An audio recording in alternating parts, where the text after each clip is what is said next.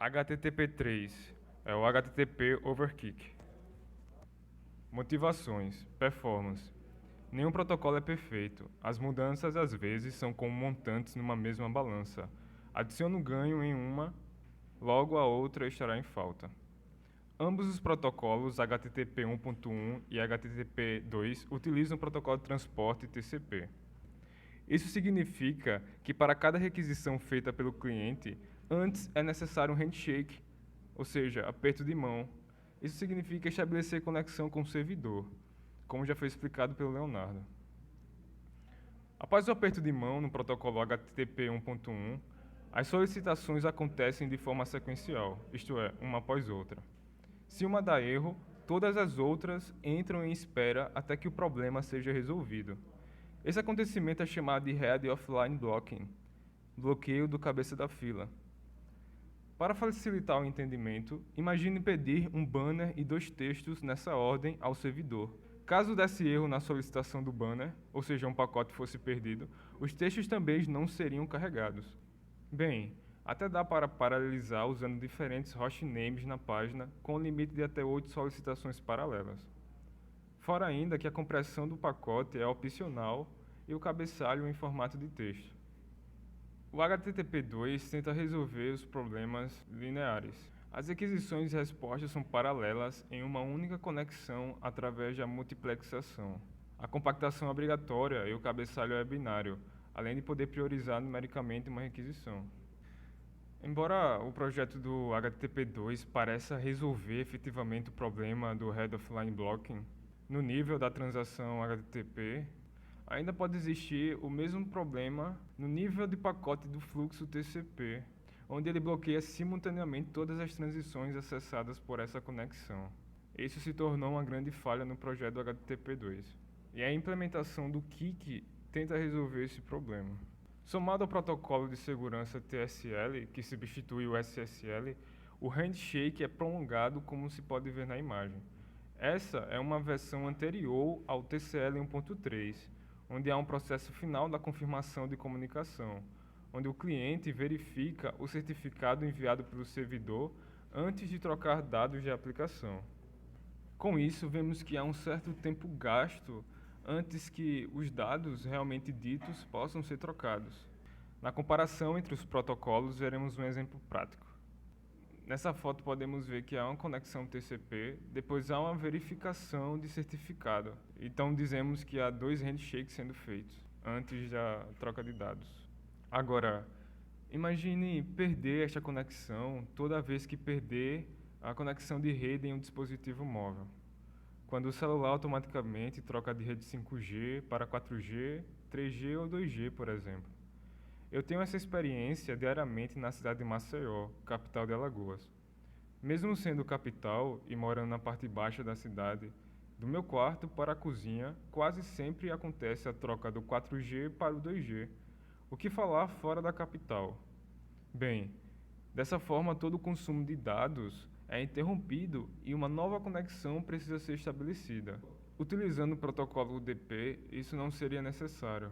Mas, em compensação, perderia essa segurança, pois os pacotes perdidos não seriam reatribuídos também. E agora, como resolver este problema de desempenho? A resposta é o HTTP3.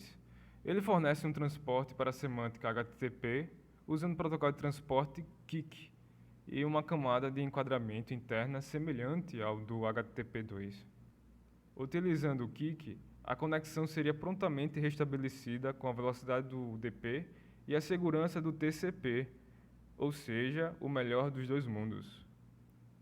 Até a data de hoje, abril de 2022, o protocolo está na fase Internet Draft da IETF, o que significa que atualmente está sendo considerado para ser o próximo padrão da internet. Por enquanto está na fase de rascunhos.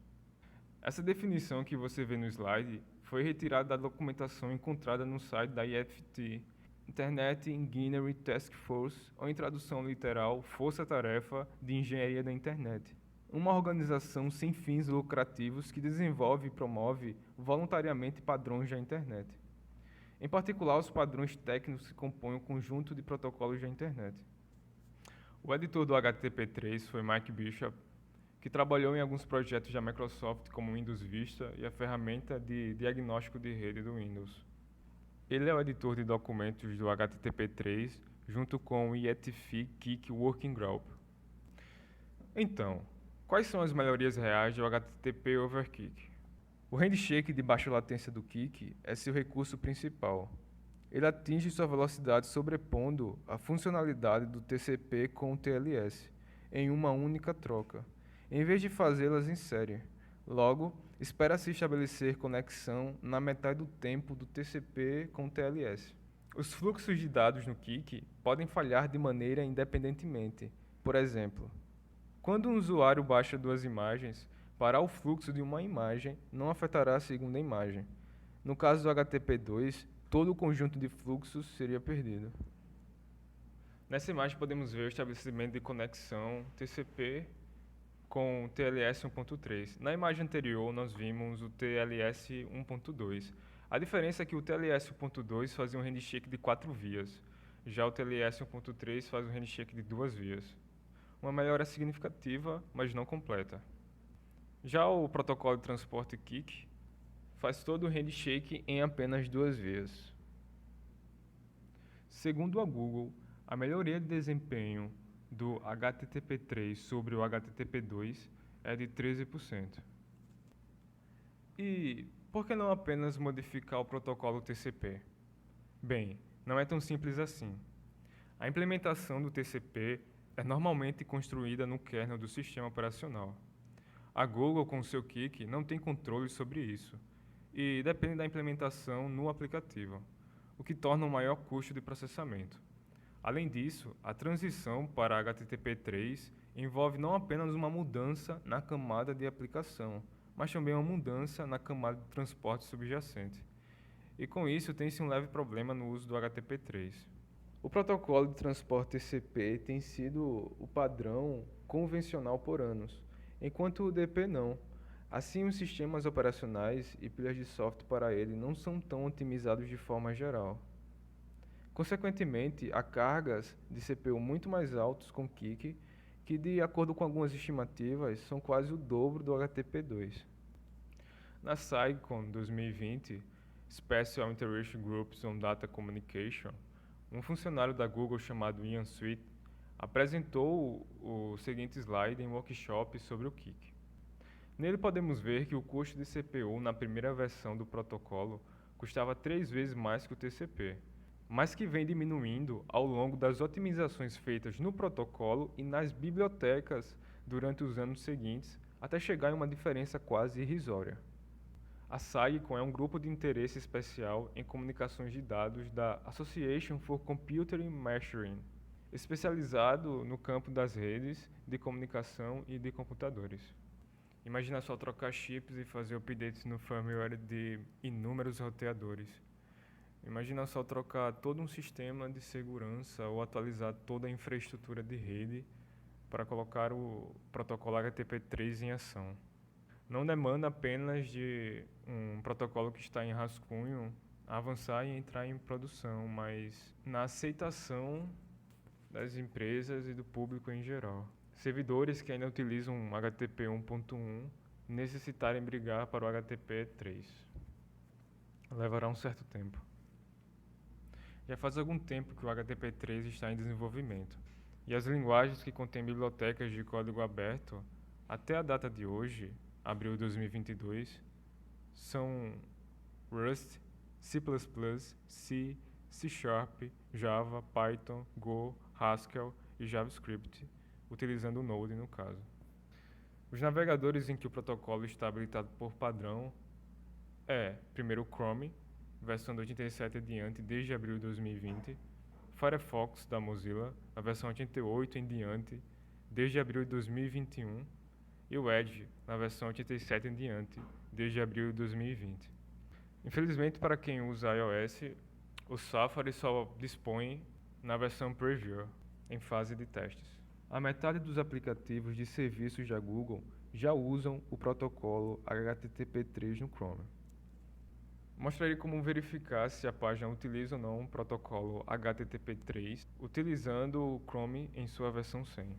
Agora eu vou demonstrar como verificar se a página está utilizando o protocolo HTTP3 usando o Chrome versão 100.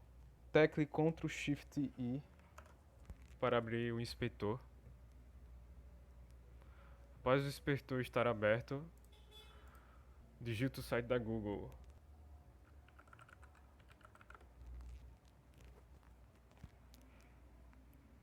Filtre as requisições por doc.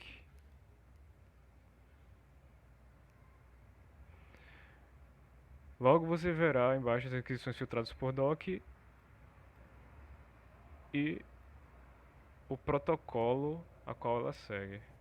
Está aqui www.google e o protocolo que está usando, HTTP3. Caso você não veja essa aba de protocolo, aperte com o botão direito em cima das colunas. E lá vai ter a opção de escolher protocolo. Comparativo entre os protocolos KIK, HTTP2 e HTTP3. Vamos iniciar comparando os protocolos de transporte TCP e o KIK. Comparando o custo operacional relativo ao TCP com o SSL, vemos que o KIK, que já custou 3 vezes mais, custa em média hoje 20% a mais de custo operacional relativo ao TCP. A implementação do TCP é em kernel, enquanto a do KIK, por enquanto, é em aplicação. O tipo de criptografia presente para ser usado no protocolo de transporte TCP é o SSL e o TCL. Só lembrando que o TCL veio para substituir o SSL. No KIK também se utiliza o TSL. A criptografia como TCP é opcional, já com o KIK ela é automática. Lembrando que o TCP faz 2 handshakes, um para estabelecer conexão e o outro para verificar o certificado de segurança, enquanto o KIK faz os dois em um só handshake. Com isso, vemos que o KIK tem sim potencial para substituir o TCP. Eu vou agora comparar o protocolo HTTP2 e o HTTP3. O protocolo de transporte é o TCP para o HTTP2 e o KIK para HTTP3. Lembrando que o KIK utiliza uma multiplexação sobre o UDP, ou seja, no final o KIK é uma implementação em UDP. Temos também um server push nos dois protocolos. Isso significa que em algumas requisições de página em HTML, o servidor já provê antecipadamente alguns dados. Literalmente, o servidor empurra dados que provavelmente você vai utilizar. Quanto à multiplexação, nos dois protocolos, o enquadramento na camada de enlace é o mesmo utilizado no HTTP2. O cabeçalho é binário, temos bytes de flag, flags iniciais e finais. A diferença vem mesmo na compressão de cabeçalho. O HTTP2 utiliza o readpack e o HTTP3 utiliza o keypack. Os dois métodos de compressão são baseados no algoritmo de Huffman. Aqueles que concluíram a disciplina de estrutura de dados com Márcio Ribeiro aqui na UFAL, precisou implementar um compressor de arquivos utilizando o algoritmo em Huffman na linguagem C.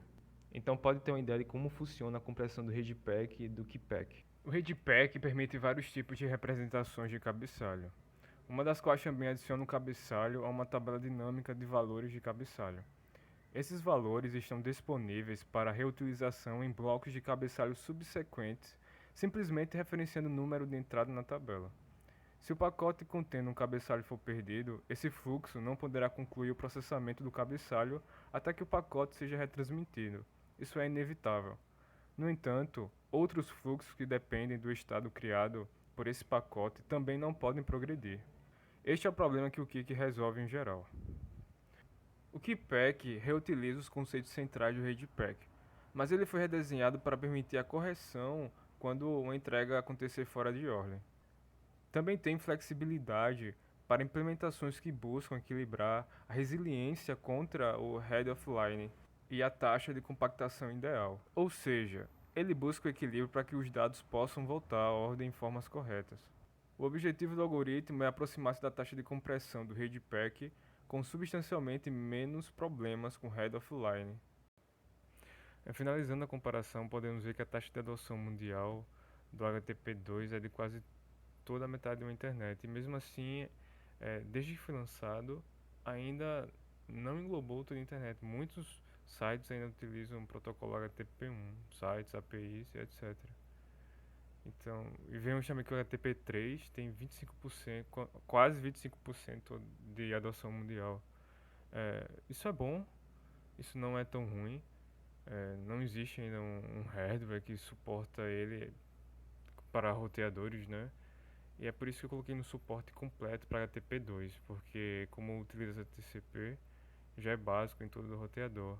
Diferente do HTTP3, que ainda está em nível de aplicação. Não apenas comparei o suporte de bibliotecas, mas também o suporte físico entre os dois protocolos. Agora eu vou fazer uma pequena demonstração.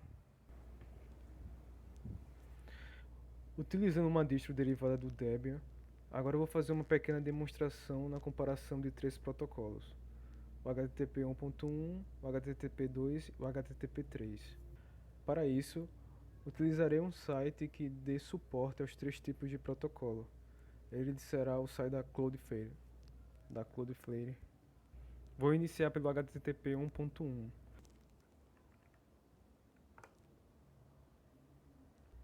Fazendo uma rápida checagem, verificamos que ocorreu sim a requisição do protocolo HTTP 1.1, houve um redirecionamento, algo que é padrão, e por isso que muitas vezes o tempo pode ser bem maior do que o normal.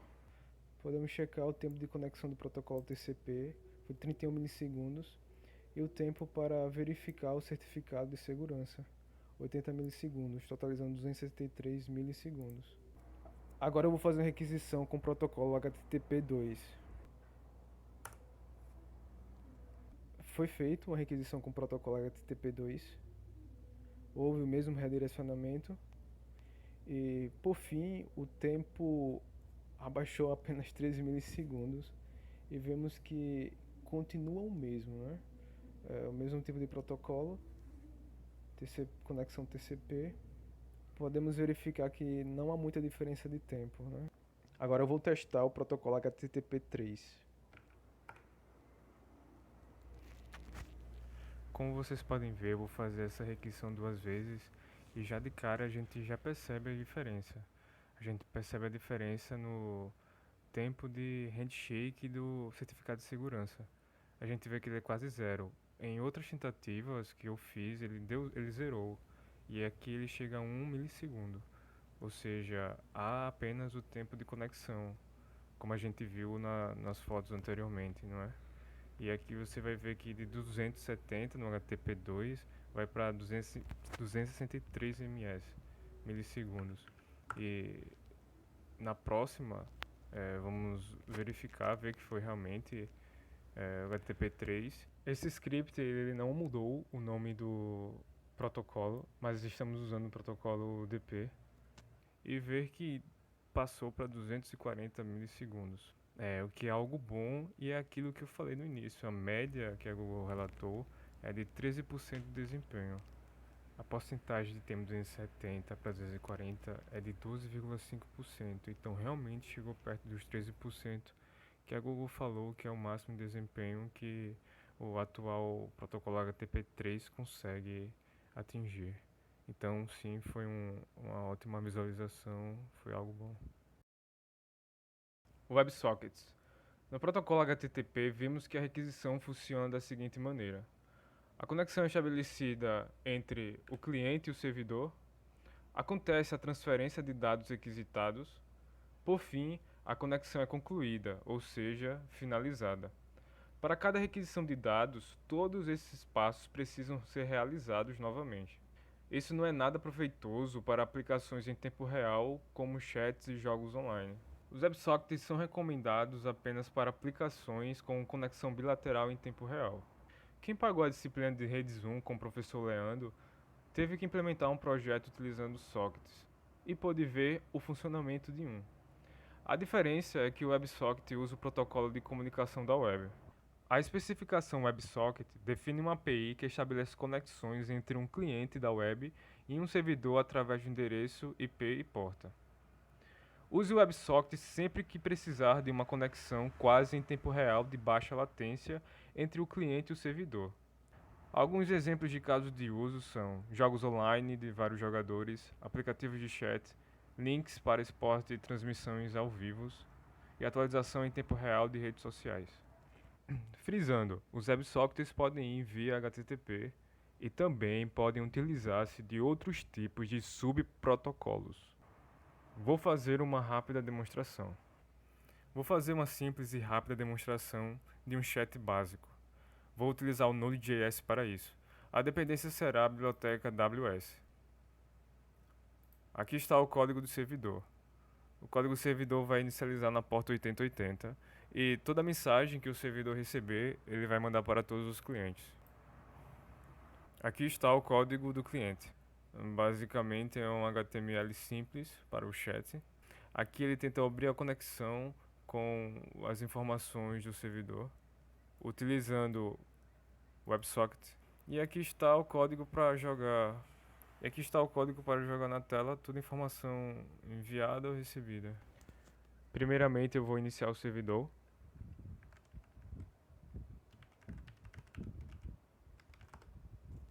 Com o servidor iniciado, eu vou agora recarregar as páginas dos clientes. Foi conectado. Agora eu vou mandar uma mensagem utilizando o primeiro cliente.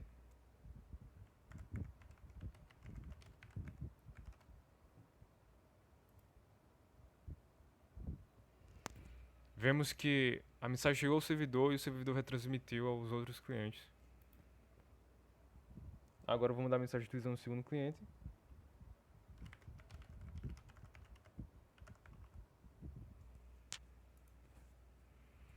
E vimos que o túnel de dados continua aberto. Essa é a conexão persistente. Agora eu vou encerrar a conexão.